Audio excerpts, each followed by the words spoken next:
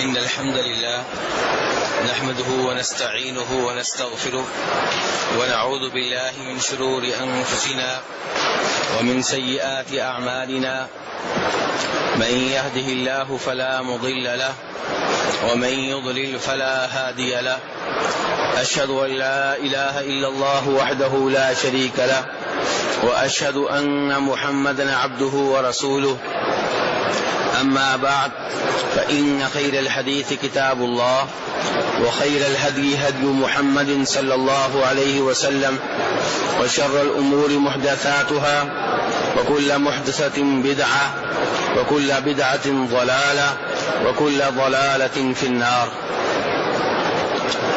میرے بھائیو، گزشتہ درس میں نے امام نووی رحمہ اللہ کی مشہور و معروف کتاب الاربعین کی پہلی حدیث کے اوپر درس دیا تھا، اور آج ہمارا موضوع الاربعین کی دوسری حدیث ہوگا، اور یہ وہ حدیث ہے جسے امام مسلم رحمہ اللہ نے، امام ابو داؤد، امام ترمذی، امام نسائی اور امام ابن ماجہ، حدیث کے ان 5 بڑے اماموں نے اس حدیث کو اپنی اپنی حدیث کی کتب میں جگہ دی ہے.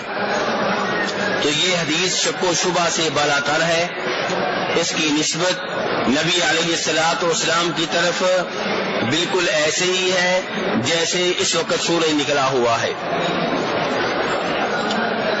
حدیث جو ہے اسے روایت کرنے والے ایک ایسے شخص ہیں جن کا نام ہے یحییٰ بن یعمر. یحییٰ بن یعمر کہتے ہیں کہ تقدیر کا انکار کرنے والے سب سے پہلے بصرہ میں پیدا ہوئے، اور جس شخص نے سب سے پہلے تقدیر کا انکار کیا اس کا نام تھا معبد الجہنی.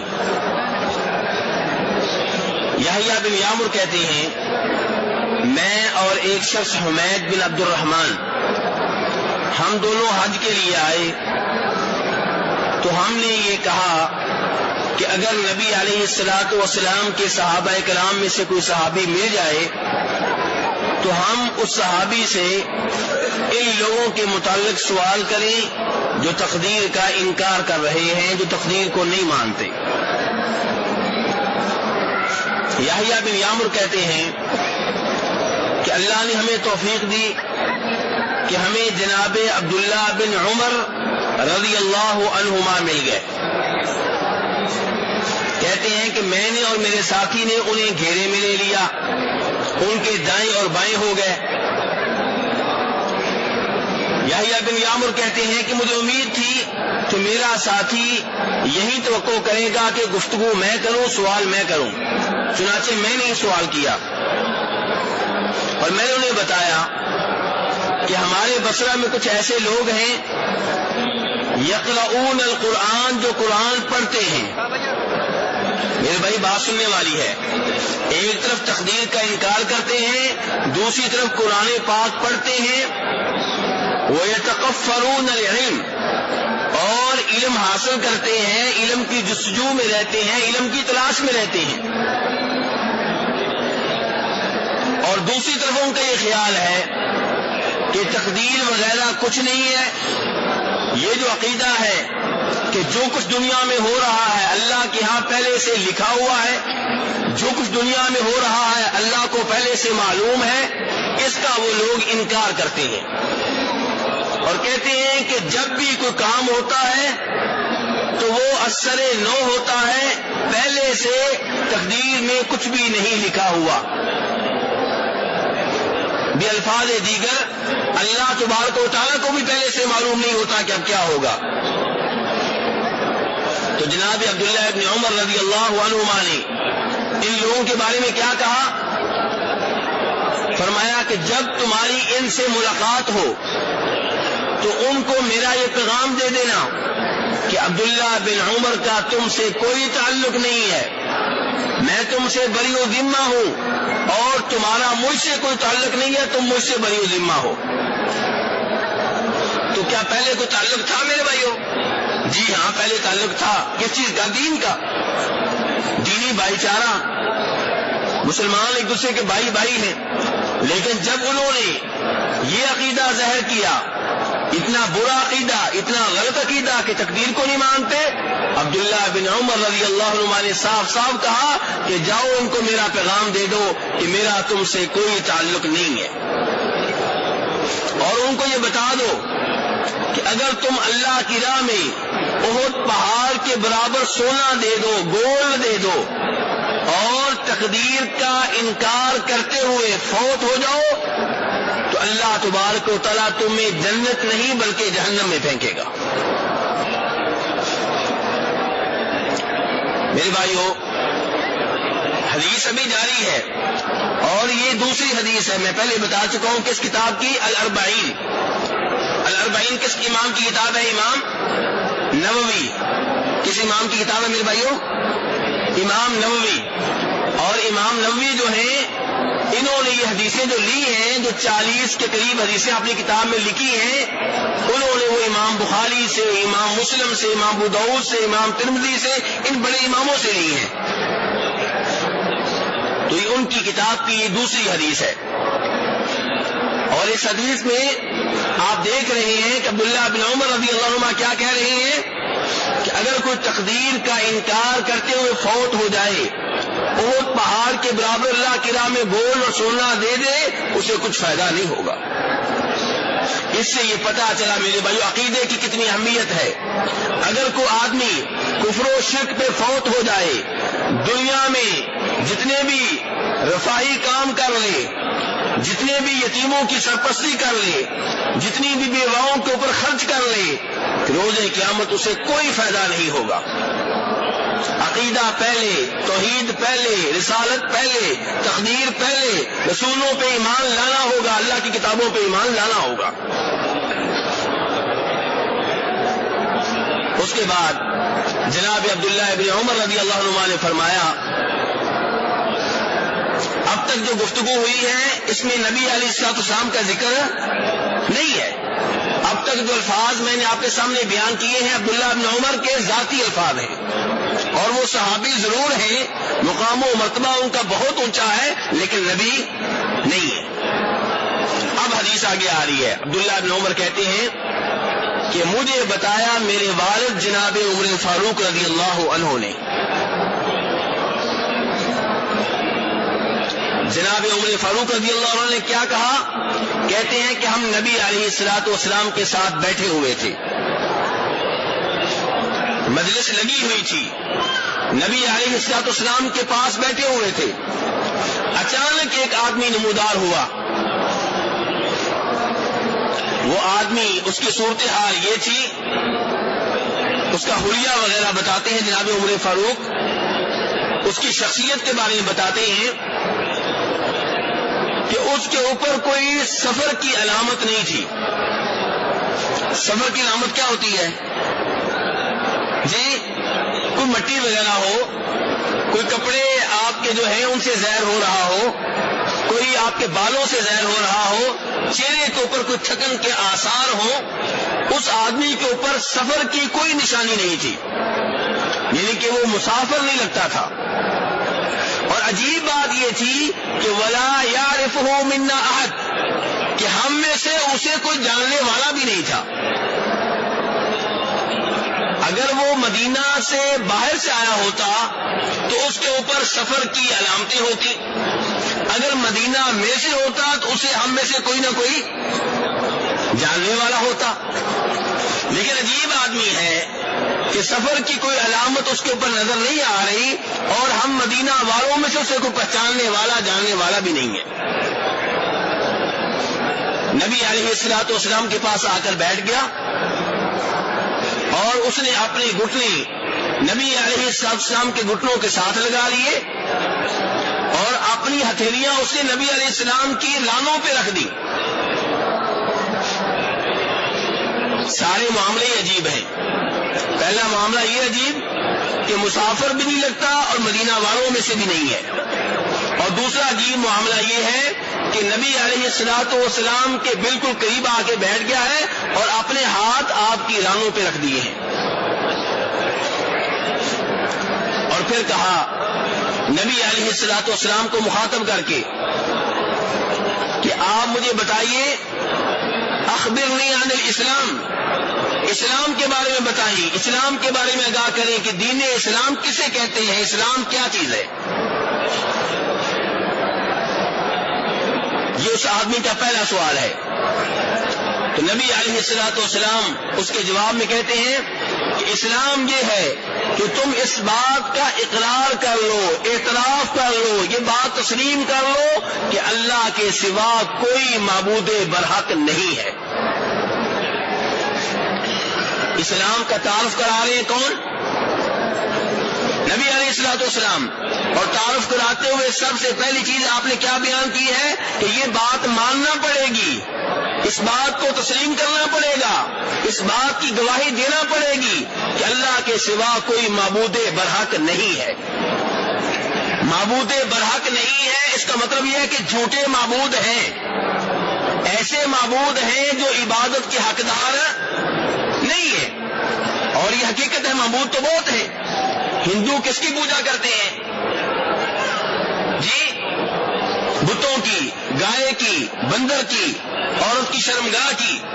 عیسائی کس کی پرستش کرتے ہیں، کس کی عبادت کرتے ہیں؟ جناب عیسیٰ علیہ السلام کی۔ یہودی کس کی کرتے تھے؟ جناب عزیر کی۔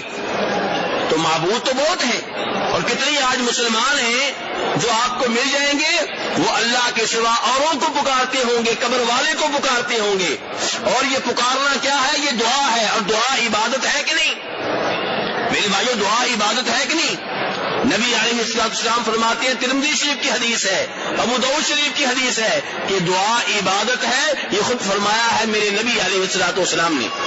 جب دعا عبادت ہے تو جب آپ کسی سے دعا کریں گے، قبر والے سے دعا کریں گے، اسے پکاریں گے، اس سے مانگیں گے، تو آپ اس کو معبود بنا رہے ہیں۔ اور نبی علیہ السلام فرما رہے ہیں کہ اللہ کے سوا کوئی ایسا نہیں ہے جو عبادت کا حقدار ہو۔ اللہ کے سوا جس کی بھی عبادت ہوتی ہے وہ عبادت کے حقدار نہیں ہے، ان کی عبادت غلط طور پہ ہو رہی ہے۔ معبود برحق ایک ہے، جھوٹے معبود بہت زیادہ ہیں۔ معبود برحق کتنے ہیں میرے بھائیوں؟ ایک۔ یہ مسئلہ سمجھنا چاہیے۔ آج کتنے ایسے کلمہ پڑھنے والے ہیں جو کہتے ہیں تم شرک کی باتیں کرتے ہو، کوئی شرک نہیں کرتے ہم، حالانکہ وہ شرک کرتے ہیں۔ جب آپ قبر والے کو پکاریں گے، قبر والے سے بیٹا مانگیں گے، قبر والے سے کے نام پہ منت مانیں گے، یہ ساری عبادات ہیں۔ قبر والے کو پکارنا، یہ پکارنا دعا ہے، عبادت ہے۔ منت ماننا عبادت ہے، کسی کے نام پہ بکرا ذبح کرنا عبادت ہے۔ یہ ساری عبادات آپ کسی اور کے لیے کرتے ہیں، پھر کہتے ہیں کہ ہم شرک نہیں کرتے۔ تو میرے بھائیوں، اسلام کے تعارف میں پہلی چیز یہ ہے کہ ماننا پڑے گا اللہ کے سوا کوئی معبود برحق نہیں ہے، اور یہ گواہی دینا پڑے گی کہ جناب محمد صلی اللہ علیہ وسلم اللہ کے رسول ہیں۔ اس کا مطلب کیا ہوا؟ توحید و رسالت کی گواہی۔ اسلام کا پہلا رکن، اسلام کے کتنے ارکان ہیں میرے بھائیوں؟ 5۔ اسلام کے 5 پلر ہیں، 5 ارکان ہیں، 5 ستون ہیں۔ پہلا یہ کہ توحید و رسالت کی گواہی دینا، اور دوسرے نمبر پہ کیا ہے؟ نماز۔ کیا کرنا میرے بھائیوں؟ نماز قائم کرنا۔ تو نبی علیہ السلام نے پہلے نماز کا نام لیا ہے یا پہلے توحید کا نام لیا ہے؟ پہلے توحید ہے، پہلے توحید و رسالت ہے، پھر نماز ہے۔ توحید میں جب آپ پختہ نہیں ہیں، توحید کے معاملے میں جب آپ شرک کر رہے ہیں، جتنی بھی نمازیں پڑھ لیں، نمازوں کا کوئی فائدہ نہیں ہے۔ تو دوسرے نمبر پہ کیا ہے؟ نماز قائم کرنا۔ اور یہاں سے نماز کی اہمیت کا بھی اندازہ ہوتا ہے کہ توحید و رسالت کے بعد پہلی چیز کیا ہے میرے بھائیوں؟ نماز۔ لیکن یہاں بھی ہم غلطی کر رہے ہیں، نماز کے معاملے میں بھی جیسے توحید کے معاملے میں ہم غلطی کرتے ہیں۔ کتنے لوگ ہیں جو روزے رکھتے ہیں لیکن نماز نہیں پڑھتے، حج کے لیے آتے ہیں لیکن نماز نہیں پڑھتے، عمرے کے لیے آتے ہیں لیکن نماز نہیں پڑھتے۔ نہیں میرے بھائیوں، جس کی جتنی اہمیت ہے اس کو اتنی اہمیت دیں۔ پہلے نمبر پہ توحید و رسالت ہے، دوسرے نمبر پہ نماز ہے۔ نماز قائم کرنا. اور کیا کہا آپ نے؟ نماز قائم کرنا. یہ نہیں کہا نماز پڑھنا، نماز قائم کرنا. کیا فرق ہے نماز پڑھنے میں اور قائم کرنے میں؟ نماز قائم کرنے کا مطلب یہ ہے کہ آپ کے ہاں اذان ہو، آپ وضو کریں، آپ قبلہ رخ ہو، طہارت کا پورا اہتمام کریں، جماعت کے ساتھ نماز پڑھیں، ٹائم پہ نماز پڑھیں. یہ ساری چیزوں میں آ جاتا ہے نماز قائم کرنا. تیسرا رکن کیا ہے؟ زکوٰۃ ادا کرنا. رمضان کے روزے رکھنا چوتھا رکن. اور فرمایا بیت اللہ کا حج کرنا اگر اللہ نے طاقت دی ہو. کتنے ارکان ہو گئے میرے بھائیوں؟ یہ 5 پلر ہیں جن کے اوپر اسلام کی بلڈنگ کھڑی ہے. اگر ایک پلر گرے گا تو بلڈنگ بھی گر جائے گی. اگر کسی ایک پلر کو آپ قائم نہیں کر رہے، کھڑا نہیں کر رہے، تو آپ کا اسلام ناقص ہے، نامکمل ہے، خصوصاً پہلا پلر اور دوسرا پلر. اب نبی علیہ الصلوۃ والسلام نے جب یہ اسلام کا تعارف کرایا تو وہ سوال کرنے والا آدمی آگے سے کیا کہتا ہے؟ اس نے آگے سے جزاک اللہ نہیں کہا، اس نے آگے سے شکریہ نہیں ادا کیا، بلکہ آگے سے کہتا ہے کہ آپ ٹھیک کہہ رہے ہیں، آپ نے سچ کہا ہے، آپ نے درست کہا ہے. صحابہ کرام مزید حیران ہو گئے، یہ آدمی کر کیا رہا ہے؟ سوال کرنے کا انداز یہ ہے کہ جیسے اسے اسلام کے بارے میں معلوم نہ ہو، اور جب آپ نے جواب دیا ہے تو آپ کی تصدیق ایسے کر رہا ہے جیسے اسے پہلے سے ہی معلوم ہو اسلام کسے کہتے ہیں. تو اس آدمی کی یہ ساری چیزیں عجیب و غریب ہیں. اس کے بعد ایک اور سوال کرتا ہے. کون سا سوال ہے؟ سوال نمبر میرے بھائیوں 2. آپ میرے ساتھ ہیں نا جی؟ سوال نمبر 2 کیا؟ ایمان کسے کہتے ہیں؟ اخبرنی عن الایمان، کہ اے نبی علیہ الصلوۃ والسلام مجھے ایمان کے بارے میں آگاہ کریں، مجھے ایمان کے بارے میں بتائیں، ایمان کسے کہتے ہیں؟ آپ نے فرمایا ان تؤمن باللہ وملائکتہ وکتبہ ورسلہ والیوم الآخر وبالقدر خیرہ وشرہ. اسلام کے کتنے ارکان تھے؟ 5. اور ایمان کے کتنے ہیں؟ 6. کیا؟ اللہ پہ ایمان لانا. ایمان کا پہلا رکن کیا میرے بھائیوں؟ اللہ پہ ایمان لانا. کیا مطلب اللہ پہ ایمان لانا؟ ایماننا اللہ ہے، اللہ کے وجود پہ ایمان، اللہ کے معبود برحق ہونے پہ ایمان، اللہ کے رب ہونے پہ ایمان، اور قرآن و سنت میں جتنے اللہ کے نام اور اللہ کی صفات آئی ہیں ان کو ماننا. اگر قرآن میں آیا ہے کہ اللہ سنتا ہے، آپ مانیں کہ اللہ سنتا ہے. اگر قرآن میں آیا ہے کہ اللہ دیکھتا ہے تو آپ مان لیں کہ اللہ دیکھتا ہے. اگر قرآن میں آیا کہ اللہ کے ہاتھ ہیں تو آپ مان لیں کہ اللہ کے ہاتھ ہیں. کیسے ہیں ہمیں پتہ نہیں ہے. تو جو اللہ کی صفات، جو اللہ کے نام قرآن و حدیث میں آئے ہیں وہ ماننا، یہ ہے اللہ پہ ایمان لانا. اللہ کے وجود پہ ایمان، اللہ کے معبود برحق ہونے پہ ایمان، اللہ کے رب ہونے پہ ایمان. رب کسے کہتے ہیں جی؟ پالنے والا. رب کے معنی میں آتا ہے کہ جو آپ کا خالق ہے، جو آپ کا مالک ہے، جو آپ کا رازق ہے، جو پوری کائنات کا سسٹم چلا رہا ہے اسے کہتے ہیں رب. کیا ہے؟ خالق، مالک، رازق اور پوری کائنات کا سسٹم چلانے والا، اسے کیا کہتے ہیں؟ رب. تو اللہ پہ ایمان کیا ہے کہ اللہ معبود برحق ہے اور اللہ ہی رب ہے، اور اللہ کے جو نام بتائے گئے ہیں، جو اللہ کی صفات بتائی گئی ہیں، جو اللہ کی صفتیں بتائی گئی ہیں، ان سب پہ ایمان لانا. آپ کو فرق سمجھا رہا ہوگا اسلام اور ایمان میں. اسلام میں چیزیں بتائی گئی تھی وہ ظاہری چیزیں تھیں. نماز پڑھتے ہوئے کوئی آپ کو دیکھ سکتا ہے، روزہ رکھتے ہوئے آپ کو دیکھا جا سکتا ہے، روزہ افطار کرتے ہوئے آپ کو دیکھا جا سکتا ہے، حج کرتے ہوئے، زکوٰۃ دیتے ہوئے. لیکن ایمان لانے کا تعلق کس سے ہے؟ دل سے ہے. ایمان والی چیزوں کا تعلق کس سے ہے؟ دل سے ہے. تو پہلے نمبر پہ اللہ پہ ایمان لانا، اور دوسرے نمبر پہ اللہ کے فرشتوں پہ ایمان لانا. کس پہ ایمان لانا؟ اللہ کے فرشتوں پہ. اور جن فرشتوں کے نام بتا دیے گئے ہیں ان کے ناموں پہ بھی ایمان لانا، اور جن کے نام نہیں بتائے گئے ان کے اوپر ویسے ایمان لے آنا کہ فرشتے ہیں گرچہ میں ان کے نام نہیں جانتا. جبریل علیہ السلام ہے، میکائیل علیہ السلام ہے، اور موت کا فرشتہ ہے جس کا نام اردو والوں نے کیا رکھا ہوا ہے؟ اسرائیل. جی ہاں، یہ آپ کہہ رہے ہیں اس کا نام، میں نے اس کا ہی نام رکھا ہے، یہ آپ لوگوں کا رکھا ہوا ہے، ٹھیک ہے، کیونکہ اس کے بارے میں کوئی مستند حدیث نہیں ملتی، کوئی قابل اعتبار حوالہ نہیں ملتا کہ اس کا نام کیا ہے. ایسی روایات ملتی ہیں جو یہودیوں اور عیسائیوں کی طرف سے آئی ہیں، اور جو باتیں ان کی طرف سے آئی ہیں ان کی کوئی گارنٹی نہیں ہے. تو بہرحال موت کے فرشتے کے اوپر ہمارا ایمان ہے. ہمارا ایمان ہے ایک فرشتہ ادھر بیٹھا ہوا ہے، ایک فرشتہ دائیں ہے، ایک بائیں ہے. قبر میں 2 فرشتے آتے ہیں، میت کو اٹھاتے ہیں، ان کے اوپر ہمارا ایمان ہے. اور ہمارا ایمان ہے کہ فرشتے اتنے زیادہ ہیں کہ ان کا اندازہ اس حدیث سے کیا جا سکتا ہے جس حدیث میں آتا ہے کہ نبی علیہ الصلوۃ والسلام نے فرمایا کہ اللہ کا ایک گھر اوپر بھی ہے، جیسے زمین پہ کیا ہے کب، ایسے ایک گھر اللہ کا اوپر ہے جس کا طواف کون کرتے ہیں؟ اور ایک وقت میں کتنے فرشتے طواف کرتے ہیں؟ 70,000. اور جن کا ایک بار نمبر آ گیا دوبارہ نمبر، اللہ اکبر، کتنی فرشتوں کی تعداد کتنی ہوگی میرے بھائیوں؟ کوئی اندازہ نہیں کر سکتا.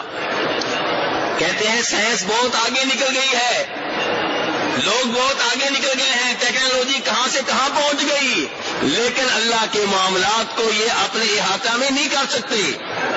یہ بتا دیا گیا ہے کہ 70,000 فرشتے ایک بار طواف کرتے ہیں، جنہوں نے ایک بار کر لیا دوبارہ نمبر نہیں آئے گا، اتنا اندازہ بتا دیا گیا، ان کی گنتی کوئی نہیں بتا سکتا. تو اللہ کے فرشتوں پہ ایمان لانا ہے میرے بھائیوں. یہ کون سا رکن تھا؟ رکن نمبر 2. تیسرے نمبر پہ اللہ کی کتابوں پہ ایمان، جو کتابیں اللہ نے اوپر سے نازل کی ہیں، آسمانی کتابیں، ان میں سے کئی کتابوں کے نام بتائے گئے ہیں، ان کا نام لے کر ایمان لائیں گے، اور جن کے نام نہیں بتائے گئے ان کے اوپر ایمان لے آئیں گے اور کہیں گے کہ ہمیں معلوم نہیں ہے. مثلا تورات، زبور، آگے، اور قرآن پاک، ابراہیم علیہ السلام کے صحیفے، موسیٰ علیہ السلام کے صحیفے. تو یہ تیسرا رکن ہے ایمان کا، ان کے اوپر ایمان لانا ہے. قرآن پاک کے اوپر تفصیلی طور پہ ایمان لانا ہے، کیونکہ پہلی کتابیں تو منسوخ ہو گئی، کینسل ہو گئی، لیکن قرآن پاک وہ کتاب ہے جو کینسل نہیں ہوئی، جو منسوخ نہیں ہوئی. تو اس کی ایک ایک آیت کے اوپر ایمان لانا ہے، اس کے ایک ایک لفظ کے اوپر ایمان لانا ہے، اس کے ایک ایک جملے کو ماننا ہے. اور یہاں سے آپ کو پتا چلے گا کہ وہ لوگ کتنے پانی میں ہیں جو ٹی وی چینلز کے اوپر آ کر یا مختلف مجالس میں بڑی آسانی سے کسی قرآنی چیز کو جھٹلا دیتے ہیں، ماننے سے انکار کر دیتے ہیں. ایک مثال لے لیں آپ، قرآن پاک میں حکم موجود ہے کہ چور کا ہاتھ کاٹ دو، اور آپ کو ایسے لوگ ملیں گے جو کہیں گے نہیں جی اسلامی سزائیں وحشیانہ ہیں، یہ پرانی باتیں ہیں جی، اس صدی میں نہیں چلیں گی. میرے رب نے یہ قرآن، یہ شریعت قیامت تک کے لیے بھیجی ہے. میرے رب کو معلوم تھا کہ سائنس کا زمانہ آئے گا، ٹیکنالوجی کا زمانہ آئے گا، دنیا بہت آگے نکل جائے گی، بلکہ رب ہی نے تو سب کچھ دیا ہے. تو یہ شریعت قیامت تک کے لیے ہے. تو قرآن پاک کے ایک ایک حرف کو ماننا ہے، ایک ایک لفظ کو ماننا ہے، ایک ایک جملے کو ماننا ہے، ایک ایک آیت کو ماننا ہے. اگر قرآن پاک کی کسی ایک چیز کا انکار کریں گے پورے قرآن پاک کا انکار ہوگا. تو تیسرا پلر کیا ہے؟ آسمانی کتابوں پہ ایمان لانا. اور چوتھے نمبر پہ کس پہ ایمان لانا؟ اللہ کے نبی اور رسولوں کے اوپر ایمان لانا علیہم الصلاۃ والسلام. اللہ تبارک و تعالیٰ کی طرف سے ان کے اوپر سلامتیاں نازل ہوں اور اللہ کی طرف سے ان کے اوپر رحمتیں نازل ہوں. اللہ ان کی شان میں اس دور درجات میں اضافہ فرمائے. یہ میں نے ترجمہ کیا علیہ الصلاۃ والسلام کا. ہم علیہ الصلاۃ والسلام کہہ دیتے ہیں، ہمیں پتہ نہیں ہوتا ہم کیا کہہ رہے ہیں، تو میں نے اسی کا ترجمہ کر کے کہہ دیا ہے کہ اللہ کی ان کے اوپر سلامتی نازل ہو، اللہ کی طرف سے ان کے اوپر رحمتیں نازل ہو، اللہ ان کے درجات اور مقام میں اضافہ فرمائے. تو میرے بھائیو، اب کئی نبی اور رسولوں کے نام بتائے گئے ہیں، ان کے اوپر نام لے کر ایمان لانا ہے اور جن کے نام نہیں بتائے گئے ان کے اوپر ویسے ایمان لانا ہے کہ اللہ کے نبی آئے، اللہ کے رسول آئے، انہوں نے اپنا حق ادا کیا، اللہ کا دین اپنی اپنی قوموں تک پہنچایا۔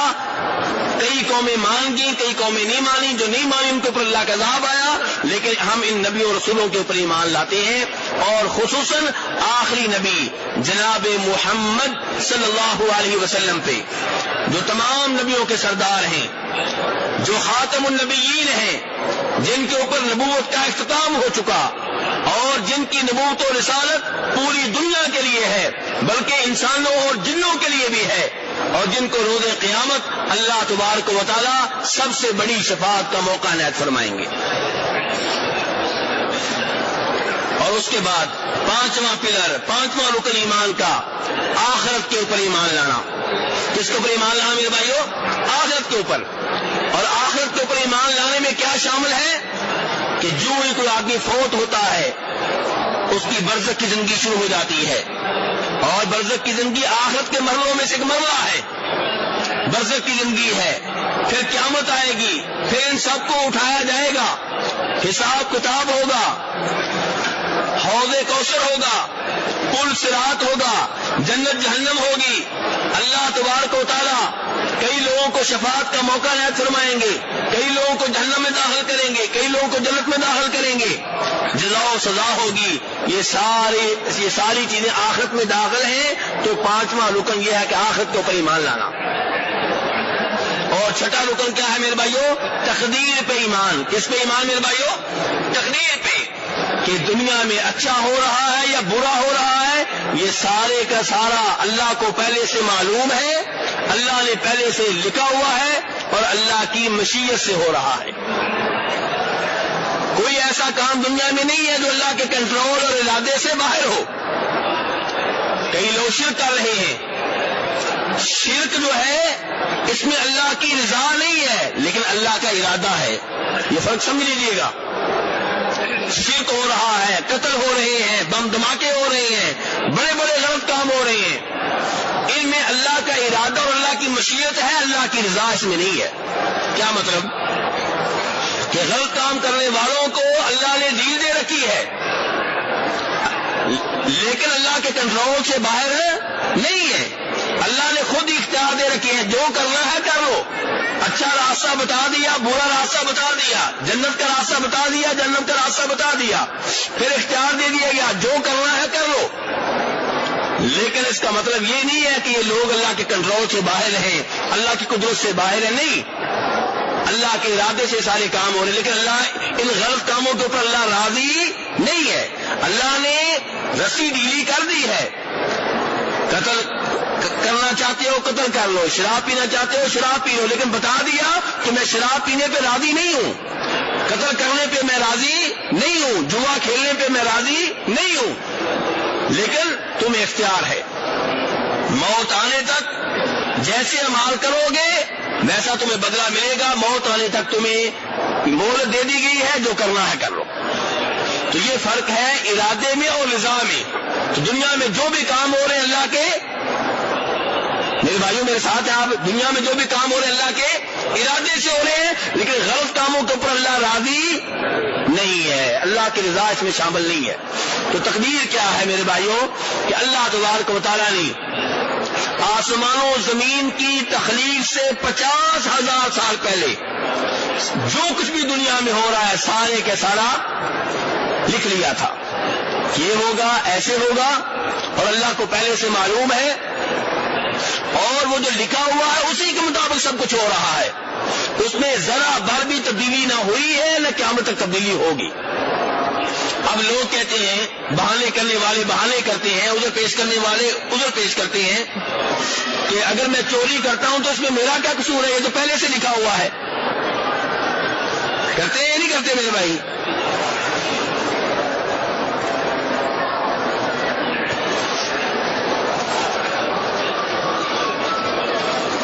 تو میرے بھائی گزارش یہ ہے کہ پہلے سے تو ہر چیز لکھی ہوئی ہے، پہلے سے یہ بھی لکھا ہوا ہے کہ آپ کو رزق کتنا ملے گا، پہلے سے یہ بھی لکھا ہوا ہے آپ کی زندگی کتنی ہے، لیکن رزق کے بارے میں بڑی کوشش کرتے ہیں، حالانکہ پتا ہے کہ پہلے اسے لکھا ہوا ہے. کوئی ویزا لے کے سعودیہ آ رہا ہے، کوئی رزق کی خاطر امریکہ جا رہا ہے، کوئی برطانیہ جا رہا ہے، کشتیوں کے اوپر بیٹھ رہے ہیں، سمندر میں ڈوب رہے ہیں، لیکن رزق چاہیے. کوشش کرتے ہیں کہ نہیں کرتے؟ اور نماز کی باری آئے نماز پڑھیں گی، تقدیر میں لکھا ہوگا تو پڑھ لیں گے، نہیں تو نہ صحیح.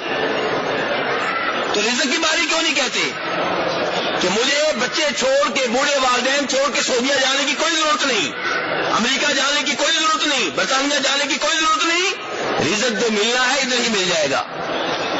وہ بھی تو تقدیر میں لکھا ہوا، وہاں کیوں نہیں بہانے کرتے؟ پتا چلا انسان اپنے آپ کو دھوکہ دے رہا ہے. تقدیر کے نام پہ کس کو دھوکہ دے رہا ہے؟ اپنے آپ کو. جب کسی کا ایکسیڈنٹ ہو جاتا ہے، بیٹے کا، بیگم کا، ہم کہتے ہیں کہ میں مکان بیچ دوں گا، علاج ہونا چاہیے، شفا ملنی چاہیے، صحت ملنی چاہیے، مکان بیچ ڈالوں گا، پلاٹ بیچ ڈالوں گا، دکانیں بیچ ڈالوں گا، کوئی مسئلہ نہیں ہے، شفا ملنی چاہیے، صحت ملنی چاہیے. وہاں کیوں نہیں کہتے کہ مکان نہیں بیچوں گا، شفا ملنی ہوگی تو مل جائے گی، صحت ملنی ہوگی تو مل جائے گی، زندگی اگر اس کی ہے تو زندہ رہے گا، نہیں ہے تو نہیں. وہاں کوئی تقدیر کا بہانہ نہیں کرتا. نیکی کی باری آتی ہے، وہاں تقدیر کے بہانے کرتے ہیں. میرے بھائی، اللہ نے وہی کچھ لکھا ہے جو آپ نے کرنا تھا. اللہ نے کیا لکھا ہے؟ جو کچھ آپ نے، اللہ نے غلط کام کرنے پہ آپ کو مجبور نہیں کیا. اللہ نے وہ لکھا ہے جو آپ نے کرنا تھا اور آپ کو بتایا نہیں ہے. یہ اللہ کا احسان ہے کہ اللہ نے آپ کو بتایا نہیں ہے. اس کی مثال آپ سمجھ لیں. ایک کلاس میں 20 طالب علم ہے، ٹیچروں کو پڑھا رہا ہے، پورا سال محنت کرتا ہے، سب کو برابر کی توجہ دے رہا ہے، اور سال کے دوران وہ دیکھتا رہا کون سا شاگرد کیسا ہے، کون کیا کر رہا ہے، کون کتنے پانی میں ہے.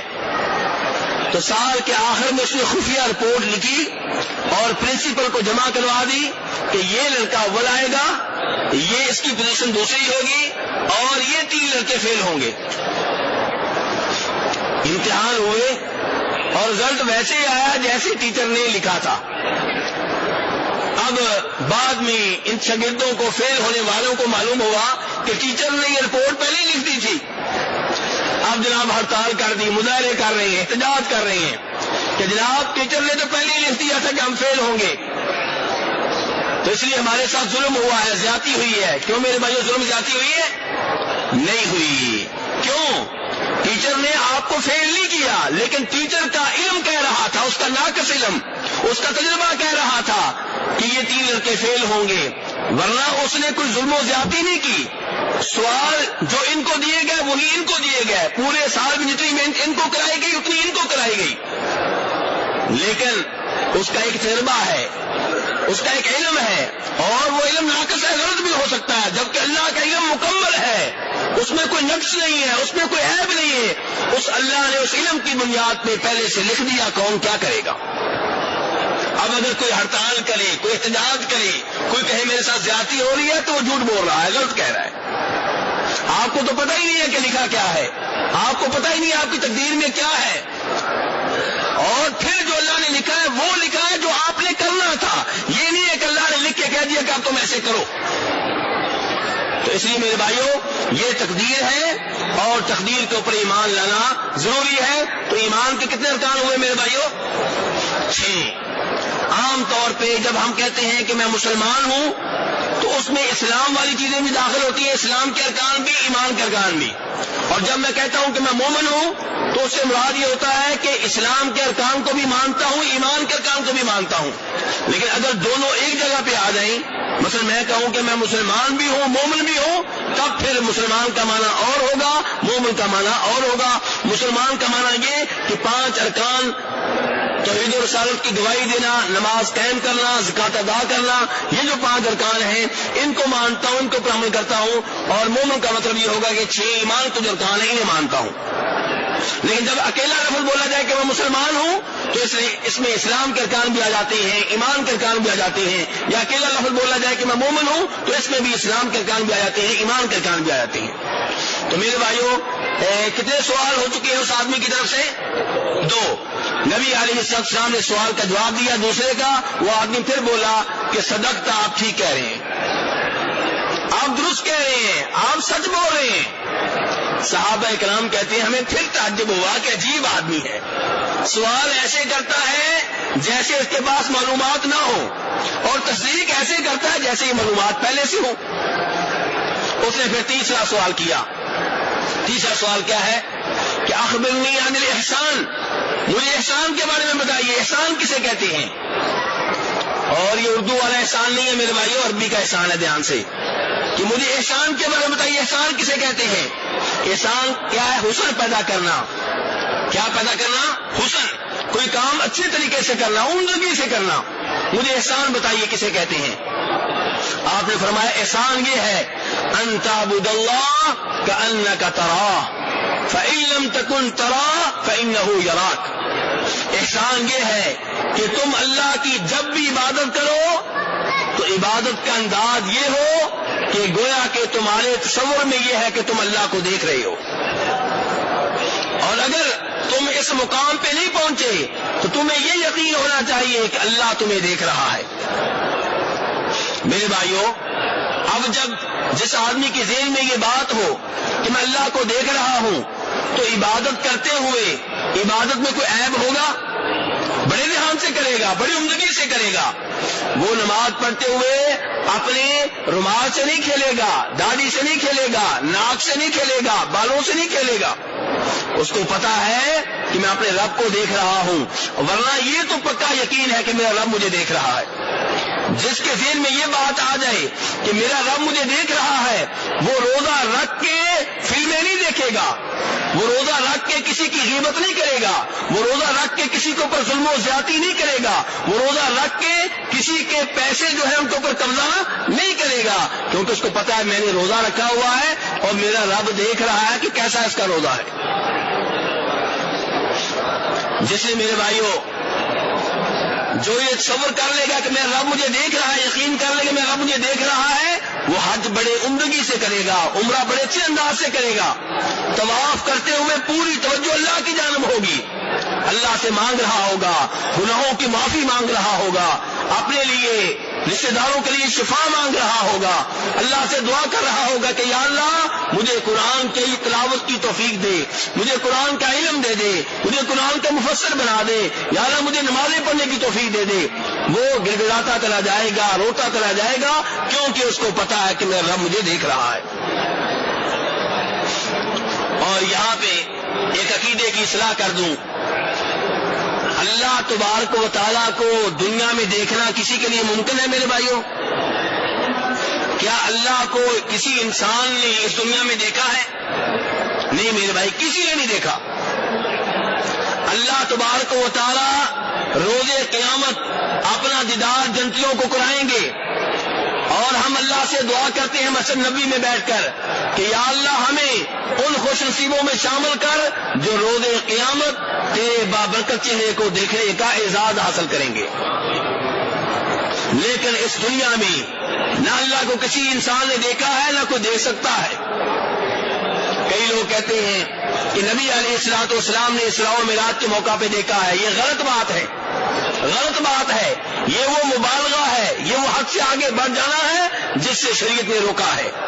پیارے حبیب علیہ الصلوۃ والسلام نے کہا تھا، بخاری شریف کی حدیث ہے، لا تطرونی کما اطرت النصارى ابن مریم انما انا عبد فقولوا عبد اللہ ورسولہ، کہ میرے معاملے میں حد سے آگے نہ بڑھنا، میرے معاملے میں مبالغہ نہ کرنا، میں ایک بندہ ہوں، اور میرے بارے میں یہ کہا کرو کہ یہ اللہ کے بندے ہیں اور اللہ کے رسول ہیں علیہ الصلوۃ والسلام۔ یہ کون کہہ کے گئے ہیں؟ نبی علیہ الصلوۃ والسلام۔ تو اب ہمارے کئی دوست کہتے ہیں کہ نبی علیہ الصلوۃ والسلام نے اسراء و معراج کے موقع پہ اللہ تعالیٰ کو دیکھا ہے، بلکہ کہتے ہیں کہ جہاں جبریل علیہ السلام کے پر جلتے تھے آپ اس سے بھی آگے چلے گئے۔ پتہ نہیں یہ کس نے بتا دیا کہ جبریل علیہ السلام کے پر جلتے تھے، یہ معلومات پتہ نہیں کہاں سے آ گئی، کیونکہ نہ خطیب حضرات بیان کرتے ہیں کہ حدیث کہاں سے لی، نہ سننے والے پوچھتے ہیں کہ روایت کہاں سے آئی۔ میرے بھائیوں، ام المؤمنین جناب عائشہ رضی اللہ عنہا سے رابطہ کرتے ہیں، بخاری شریف کی حدیث ہے، ان سے پوچھتے ہیں کہ کیا نبی علیہ الصلوۃ والسلام نے اللہ تعالیٰ کو دیکھا ہے؟ میں حوالہ دے رہا ہوں جناب عائشہ ام المؤمنین وہ بیان کریں گی، اور حدیث کس کتاب کی؟ جی بخاری شریف کی۔ جناب عائشہ رضی اللہ عنہ فرماتی ہے کہ جو آدمی یہ کہے کہ نبی علیہ الصلوۃ والسلام نے اللہ تعالیٰ کو دیکھا ہے، وہ اللہ پہ جھوٹ بول رہا ہے، بہتان باندھ رہا ہے۔ جناب عائشہ کہہ رہی ہیں، پھر انہوں نے یہ آیت پڑھی لا تدرکہ الابصار وہو یدرک الابصار، کہ نگاہیں اللہ کا احاطہ نہیں کر سکتی اور اللہ نے سب نگاہوں کا احاطہ کر رکھا ہے۔ مسلم شریف کی حدیث، جناب ابو ذر رضی اللہ عنہ کہتے ہیں میں نے نبی علیہ الصلوۃ والسلام سے پوچھا ہل رأیت ربک، کیا آپ نے اپنے رب کا دیدار کیا ہوا ہے؟ کیا آپ نے اپنے رب کو دیکھا ہوا ہے؟ فرمایا پیارے حبیب علیہ الصلوۃ والسلام نے نور انا ارا، کہ نور ہے میں اسے کیسے دیکھ سکتا ہوں۔ آپ نے یہ نہیں کہا کہ میں نے نہیں دیکھا، بلکہ سوال کے اوپر تعجب کر رہے ہیں کہ میں کیسے دیکھ سکتا ہوں۔ میرے بھائیوں، نبی علیہ الصلوۃ والسلام نے اسراء و معراج کے موقع پہ اللہ کا کلام اللہ کی آواز میں بغیر واسطے کے ڈائریکٹ سنا ہے، یہ بہت بڑا اعزاز ہے۔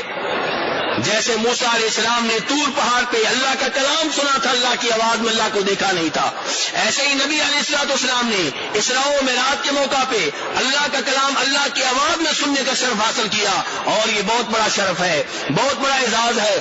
اس کے علاوہ جب بھی آپ کے پاس اللہ کا کلام آیا، یا خواب میں آیا، یا دل میں ڈال دیا گیا، یا جبریل علیہ السلام لے کر آئے، لیکن آپ نے پہلی بار اسراء و معراج کے موقع پہ اللہ کا کلام اللہ کی آواز میں سنا، یہ بہت بڑا اعزاز ہے، بہت بڑی فضیلت ہے، بہت بڑی سعادت ہے جو اللہ نے اپنے نبی علیہ الصلوۃ والسلام کو دی۔ لیکن یہ کہنا کہ آپ نے اپنے رب کو دیکھا ہے، یہ بات درست نہیں ہے۔ آپ نے اپنی آنکھوں سے نہیں دیکھا، البتہ خواب میں آپ نے اپنے رب کو دیکھا ہے، یہ بات صحیح ہے۔ ان آنکھوں میں یہ طاقت نہیں ہے کہ اپنے رب کو دیکھ سکیں۔ تو بہرحال میرے بھائی، میں بیان کیا کر رہا تھا، احسان کسے کہتے ہیں؟ تو احسان کیا ہے کہ عبادت کا انداز یہ ہو کہ آپ کو آپ کا رب دیکھ رہا ہے۔ نبی علیہ السلام نے جواب دیا، اور اس آدمی نے آپ کی تصدیق کی، کہا کہ آپ ٹھیک کہہ رہے ہیں، آپ درست کہہ رہے ہیں۔ کتنے سوال ہو گئے میرے بھائیوں؟ 3۔ چوتھا سوال، اس آدمی نے کہا اخبرنی عن الساعہ، مجھے قیامت کے بارے میں بتائیے کہ قیامت کب آئے گی، قیامت کے بارے میں آگاہ کریں۔ فرمایا پیارے حبیب علیہ الصلوۃ والسلام نے مل مسئول عنہا بأعلم من السائل، سائل کون تھا؟ سوال کرنے والا کون تھا؟ وہ آدمی، اور نبی علیہ السلام ہوئے مسئول جن سے سوال ہو رہا ہے۔ آپ نے کہا مل مسئول عنہا بأعلم من السائل، قیامت کب آئے گی اس کے بارے میں جو معلومات میرے پاس ہیں وہ تم سے زیادہ نہیں ہے، یعنی کہ نہ تمہیں علم ہے کہ قیامت کب آئے گی، نہ مجھے علم ہے کہ قیامت کب آئے گی۔ یہ کون کہہ رہے ہیں؟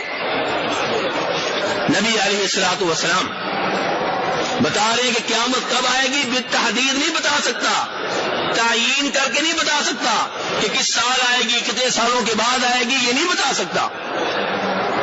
تو اس آدمی نے کہا فاخبرنی عن اماراتها، مجھے قیامت کی نشانیاں بتا دیں، قیامت کی علامتیں بتا دیں کہ کون سی وہ نشانیاں ہیں جن کے بعد قیامت آئے گی۔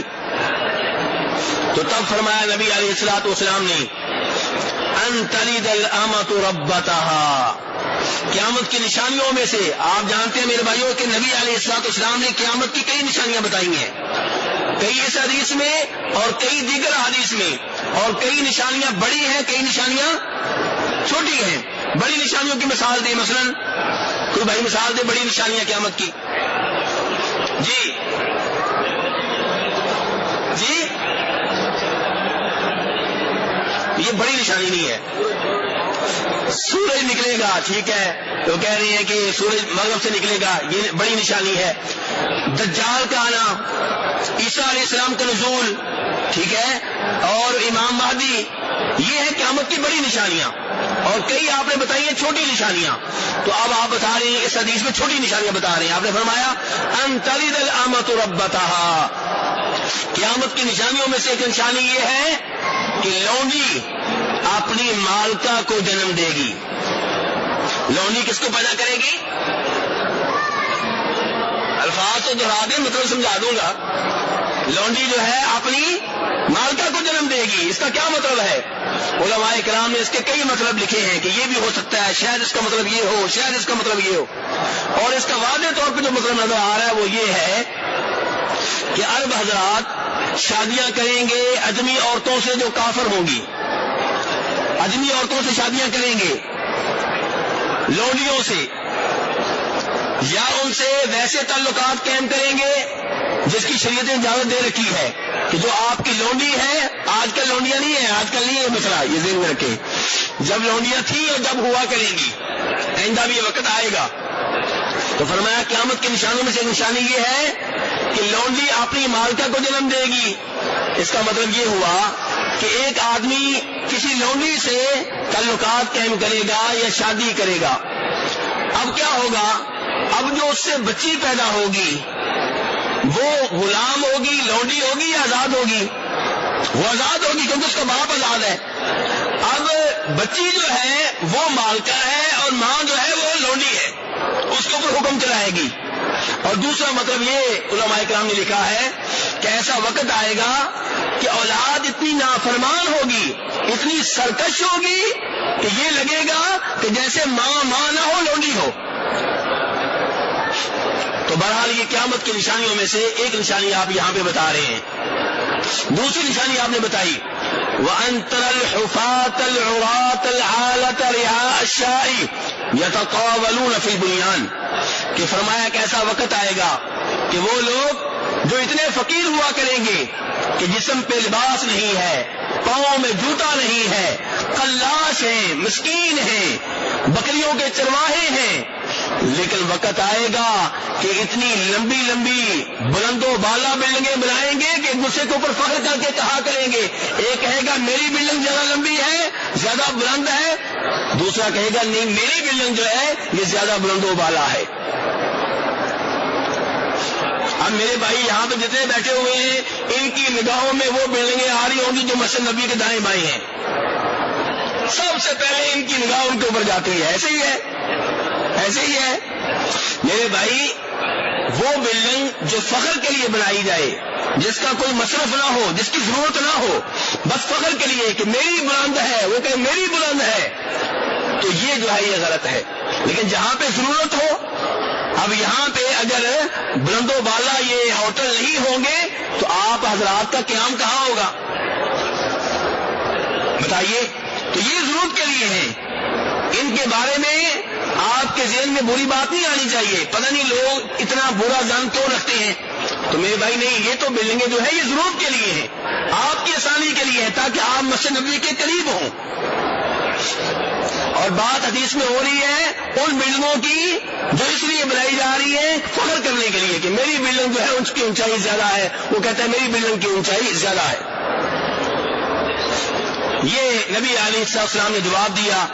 اس آدمی نے تصدیق کی اور اس کے بعد وہ آدمی چلا گیا. نبی علیہ السلام نے صحابہ کرام سے کہا اس آدمی کو لے کر آؤ. صحابہ کرام باہر گئے تو وہ آدمی نہیں ملا. وہ آدمی، حیرت انگیز بات ہے کہ نہیں ہے؟ آدمی بڑا حیرت انگیز لگ رہا ہے کہ باہر گئے ہیں نہیں مل رہا، صحابہ کرام تلاش کر رہے ہیں. نبی علیہ السلام نے کہا اس کو لے کر آؤ، لیکن نہیں ملا. پھر خاموشی رہی. جناب عمر فاروق کہتے ہیں کہ 3 دنوں کے بعد نبی علیہ السلام نے مجھ سے کہا کہ عمر جانتے ہو کہ یہ آدمی کون تھا؟ اتدرون من السائل، جانتے ہو کہ سوال کرنے والا کون تھا؟ تو انہوں نے کہا نہیں اللہ کے رسول میں نہیں جانتا.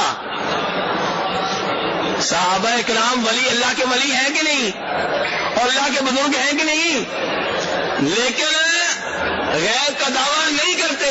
وہ کہتے ہیں میں نہیں جانتا. اور ہمارا واسطہ پڑا ایسے ولیوں سے جو کہتے ہیں سب کچھ ہی جانتے ہیں. یہاں پہ امیر المومنین عمر فاروق کہہ رہے ہیں کہ میں نہیں جانتا اللہ کے رسول کے کون ہے. فرمایا نبی علیہ السلام نے ھذا جبریل، یہ جبریل علیہ السلام تھے. اتاکم، تمہارے پاس اس لیے آئے تھے تاکہ تمہیں تمہارا دین سکھائیں.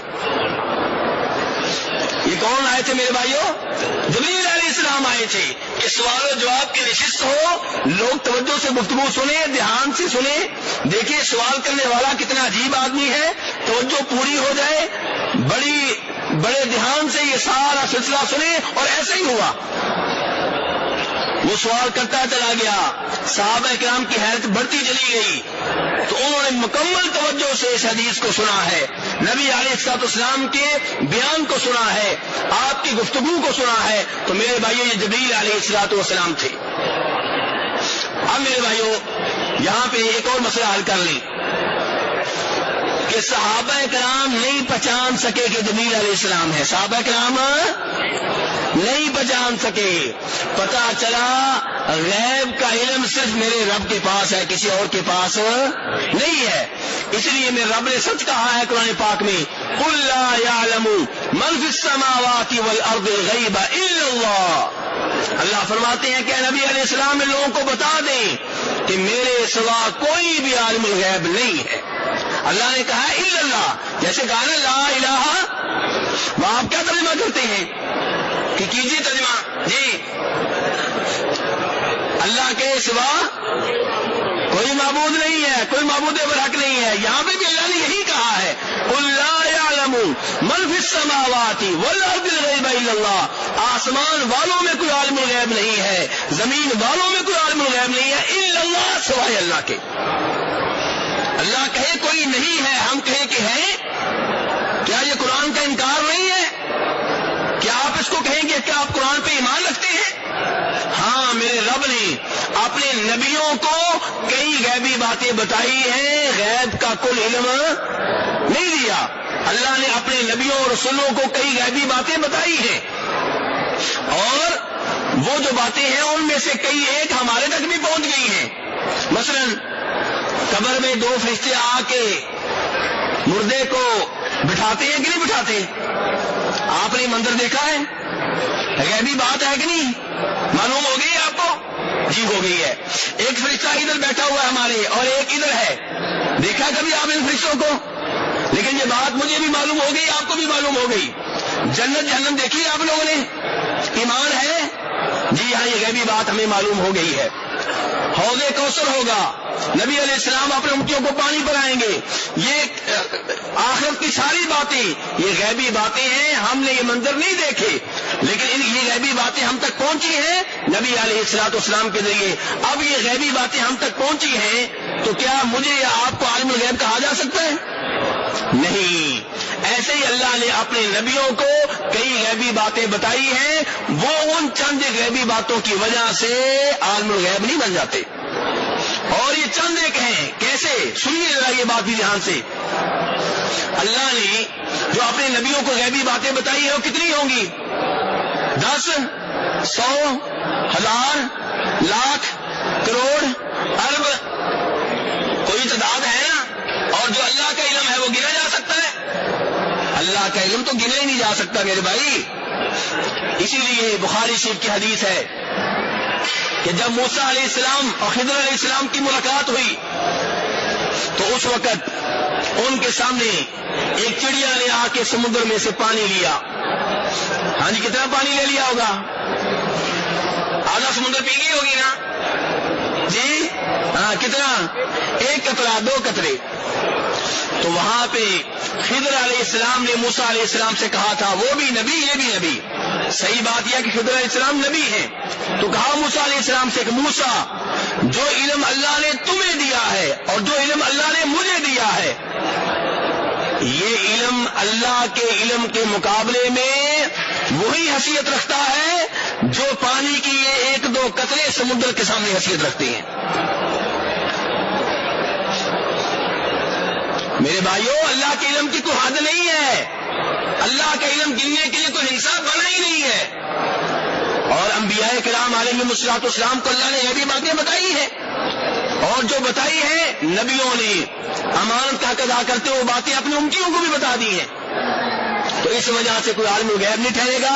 عالم الغیب صرف ایک اللہ کی ذات ہے, کوئی اور میرے بھائیو عالم الغیب نہیں ہے. اللہ تعالیٰ نے یہ بات کئی جگہ پہ کہی ہے. 9ویں پارے پہ فرمایا وَلَوْ كُنْتُ أَعْلَمُ الْغَيْبَ لَاسْتَكْثَرْتُ مِنَ الْخَيْرِ وَمَا مَسَّنِيَ السُّوءُ. کہ اے نبی علیہ الصلوۃ والسلام آپ ان لوگوں سے کہہ دیں کہ اگر میں غیب کا علم جانتا ہوتا تو میں بہت سا مال, بہت سی خیر جمع کر لیتا اور مجھے کبھی بھی کوئی تکلیف نہ پہنچتی.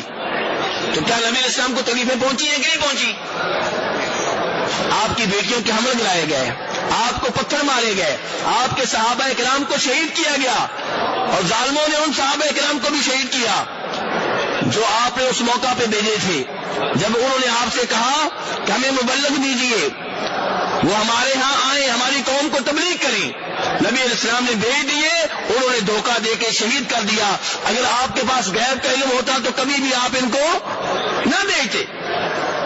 تو اس لیے میرے بھائیوں یہ کہنا کہ انبیاء کرام علیہم الصلوۃ والسلام مکمل طور پہ عالم الغیب ہیں, یہ ان کی شان میں آپ اضافہ نہیں کر رہے بلکہ ان کی شان میں کمی کر رہے ہیں. کیسے؟ اس مسئلے کو بھی سمجھ لیجئے. یہ لوگ سمجھتے ہیں کہ شاید ہم ان کی شان میں اضافہ کر رہے ہیں. میرے بھائیوں ابراہیم علیہ الصلوۃ والسلام نے اپنے بیٹے کی گردن پہ چھری چلائی کہ نہیں چلائی؟ قربانی چھوٹی ہے کہ بڑی ہے؟ اور اگر ابراہیم علیہ السلام کو پہلے سے معلوم ہوتا کہ چھری نہیں چلے گی تو قربانی چھوٹی ہے کہ بڑی ہے؟ قربانی ہے ہی نہیں پھر, کیونکہ پہلے سے معلوم ہے کہ چھری نہیں چلے گی. قربانی یہ ہے کہ ابراہیم علیہ السلام نے اس نیت سے چھری چلائی کہ چلے گی, بیٹا میرا ذبح ہو جائے گا, بیٹا میرے ہاتھ سے نکل جائے گا, لیکن اللہ کے لیے قربانی دی, وہ بعد میں نہیں چلی, اللہ نے بچا لیا بیٹے کو, یہ الگ بات ہے.